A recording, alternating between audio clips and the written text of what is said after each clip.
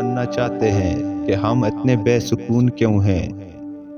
ہماری زندگی کا سب سے بڑا مسئلہ یہی ہے، ہم دکھی، ناکام اور بے سکون کیوں ہیں؟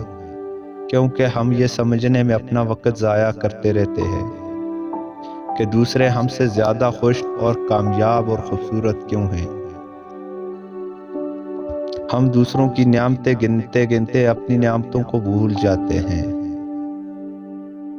جس کی وجہ سے ہم حسد، ناشکراپن، ناامیدی کی طرف سفر کرنا شروع کر دیتے ہیں۔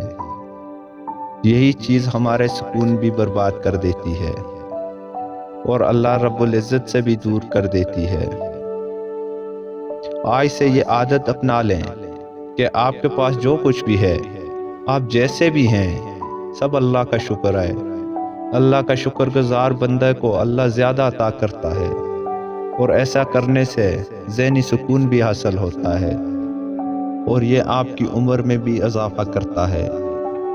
حسد کو چھوڑ دینے سے آپ کے چہرے پہ بھی خوشنمائی پیدا ہوتی ہے اور آپ کی عمر میں بھی اضافہ ہوتا ہے اور آپ جوان نظر آنے لگتے ہیں، اور یہ سب کچھ چھوڑ کر اپنے آپ کو ایک مضبوط انسان بنائیں جو کہ اپنے بلندیوں کو چھوتے ہوئے نظر آئیں۔